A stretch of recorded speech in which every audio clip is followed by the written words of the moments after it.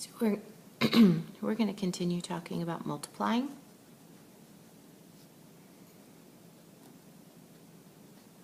Proper fractions.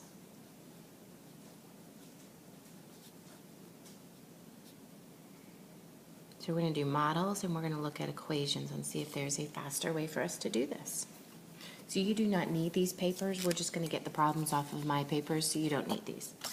So the entire fifth grade, let me adjust this, the entire fifth grade collected half of the cans in school. Mrs. Chang's fifth grade collected a fourth of those cans. How much are those cans? A half. So it collected a fourth of those half. How much of the cans in the bin were collected by Mrs. Chang's class? So I had a half, and then they collected a fourth of them. Half, and then a fourth of them. So we have to look what a half looks like and then take a fourth of them. So I'm taking a half. I'm going to label this.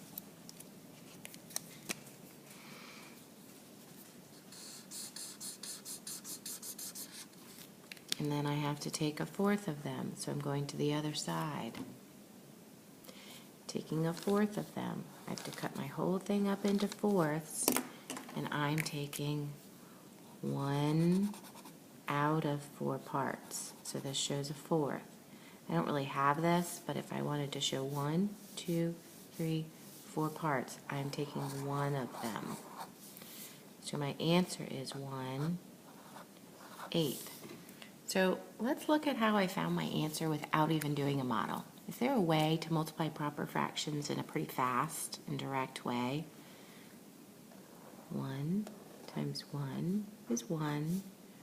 2 times 4 is 8. So when I multiply fractions, I not only cut, so let's write that. When I multiply fractions,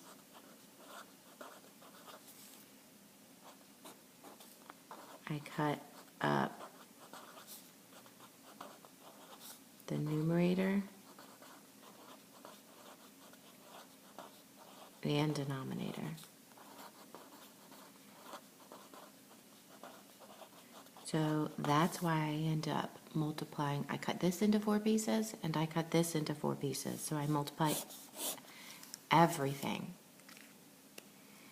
Okay, so let's practice some of that, what happens when you have mixed numbers or improper fractions at the solution at the end of the problem. So let's look at what would happen if I had 2/3 of the people in this room are boys.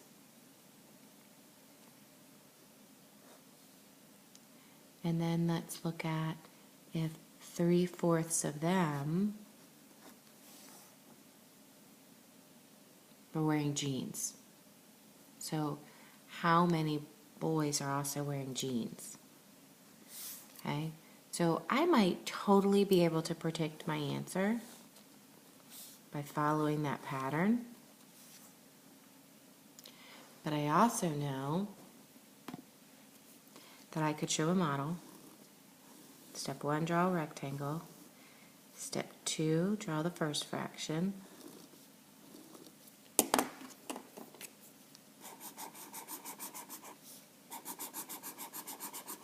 Two-thirds. I have to take 3/4 of that. So I'm going to cut it into 1, 2, 3, 4. And I'm going to take how many of those parts? 1, 2, 3 of those parts. So this is how many, when I cut it up, I cut it up into 4 parts. And I take that many. How many do I take? I take 1 part, 2 parts, 3 parts. Those are the ones that are colored orange and yellow. So how many parts? I took 1, 2, 3 parts. I took 3 parts. So how many did I have here? 1, 2, 3, 4, 5, 6. Could I have already figured that out by going 2 times 3 is 6, 3 times 4 is 12. So what happens when I need to simplify? What number can go into both 6 and 12? What number can go into both 6 and 12? I can cut them both up by 6. 6 divided by 6 is 1. 12 divided by 6 is 2. 12 divided by 6 is 2. So I get a half. So I'm still getting smaller. I still took 2/3 of 3/4 of 2/3 and I got smaller. Okay, so let's look at information in a different way. Let's look at a problem here.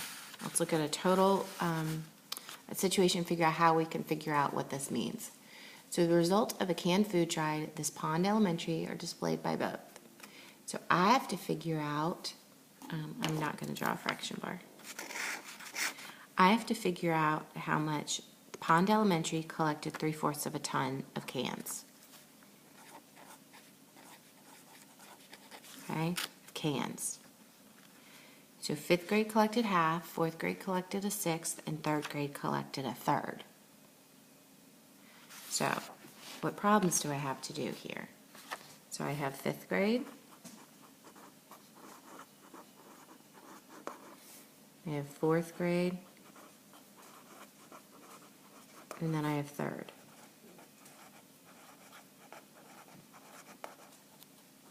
I'm going to switch to black in case it doesn't show up very well on the video. So there's 3/4 cans collected all together. Okay, the 5th grade collected half of that. 4th grade collected a 1/6 of that. 3rd grade collected a 1/3 of that. So I might even be able to predict my answers every time, taking half of it, taking a 1/6 of it, and taking a 1/3 of it. But I'm gonna draw rectangles.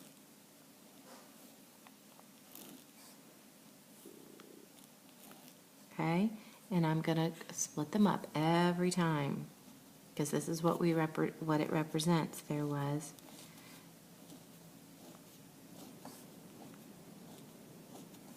3/4 every time. So 3/4 of a ton of cans. That's how much was collected. Let me make. And we'll see which one each grade level caught, or collected. Caught.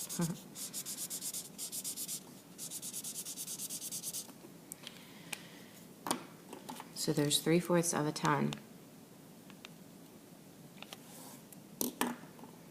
So 5th grade caught half of them. How much did they collect? They collected half of it. Half of this yellow. 4th grade collected a 1/6 of it. So I have to divide it into 1, 2, 3, 4, 5, 6. And 4th grade collected only 1 out of those 6 parts. Only 1 out of those 6 parts. 3rd grade collected a 1/3 of it. So I have to split this into thirds, and 3rd grade collected 1/3 of it. So how do I find my answers to this? I did a model, collected half of it. How many pieces are there? 1, 2, 3. But there's also 3 times 1 is 3. What about down here? How many total pieces do I have in my box? 1, 2, 3, 4, 5, 6, 7, 8. But I could have figured that out by 4 times 2 is 8. What about this one? How many pieces? 1, 2, 3, 3 times 1 is 3.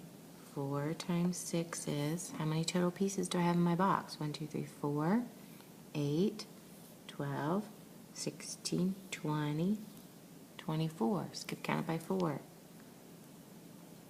What about down here? How many pieces did third grade have? 1, 2, 3. 3 times 1 is 3. 4 times 3 is 12, because there's 4, 8, 12 pieces. So let's see if you can simplify the following fractions. So tomorrow when I check your video notes, I'm looking to see, can you simplify 3 eighths, 3 twelfths, 3 eighths, 3 24ths, and 3 twelfths. Let's see if you can simplify those 3 fractions. All fractions can't be simplified. Some of them are already there. So some of these might already be in simplest form. So that's what I'm checking tomorrow when I check your video notes. Have you simplified the fractions that need to be simplified? And do you understand the shortcut pattern of how to solve these?